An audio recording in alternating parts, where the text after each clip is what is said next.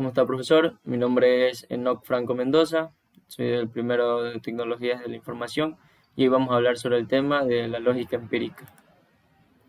Vamos a adentrarnos primero en lo que es el origen y el desarrollo. Según los partidarios de la lógica empírica, la lógica comienza a través de la observación de las relaciones entre los objetos percibidos y sus variaciones relativas y se convierte en la base ideal para poder establecer las leyes del conocimiento, entendiendo esto tanto su vertiente teórica como práctica.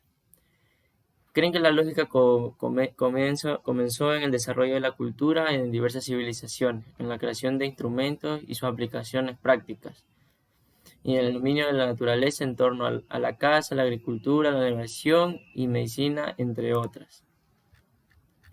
Como sabemos, el origen, los primeros pasos en cuestión de las prácticas que resuelven las situaciones comunes de la vida diaria, sobre cuyos resultados se establece un procedimiento formalizado, protocolos de éxito convertidos en reglas, que finalmente se le acaban encontrando las razones de su éxito en la teoría.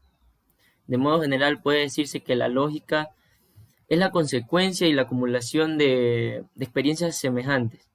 El éxito en la intuición heurística y la práctica de ensayo y error convierte después en reglas de comportamiento, situaciones similares cuyo una consecuencia o coherencia. En determinadas circunstancias, estas explicaciones como leyes en la naturaleza o teorías científicas constituyen a la ciencia. Esto ocurre históricamente cuando el contenido explicativo se considera demostración o prueba de argumento.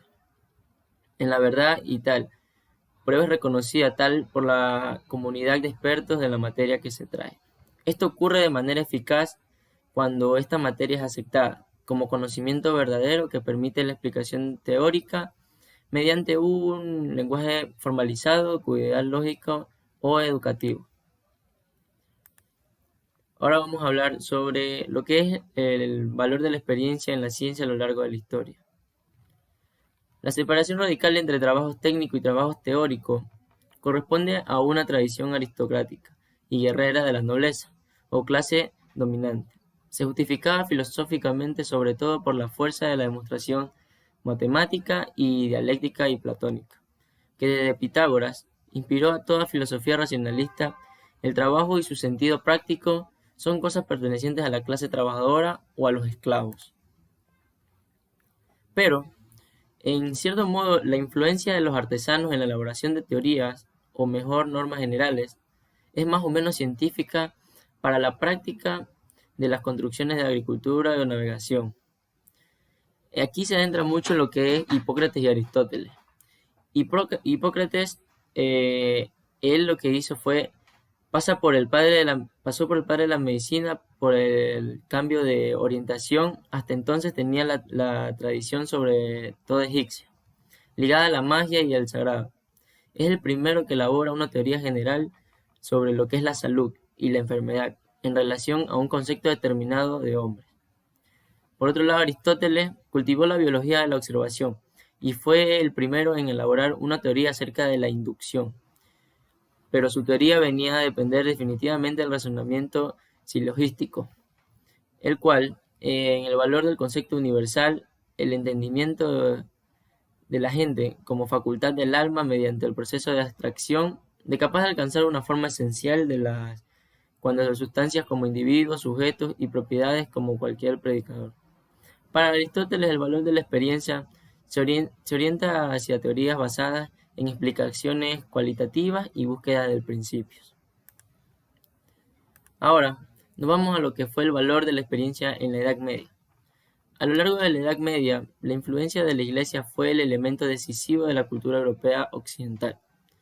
Su adaptación fundamental al platonismo concebía el conocimiento como camino hacia la salvación, por la misma filosofía como Ancilla Theology, y a la retirada del saber al ámbito de los monasterios no facilitó el progreso de las artes y la ciencia, en general, en el sentido que estamos tratando. Bajo la Edad Media comienza un proceso que hacía descubrimiento al valor del cognitivo de las experiencias. Sus pasos principales fueron estos. Primero, la renovación del conocimiento y los escritos de Aristóteles importados por los árabes. Segundo, las discusiones lógicas del Arévalo y el Rosellino, y problemáticas en la realidad que en los conceptos universales que se generó en la Universidad de París. Tercero, en la obra de Fibonacci, respecto a la aritmética, aplica la contabilidad de negocios. En el cuarto, la mayor valoración de la experiencia como fuerte reconocimiento promovido a Lorente de Francis en el siglo XX.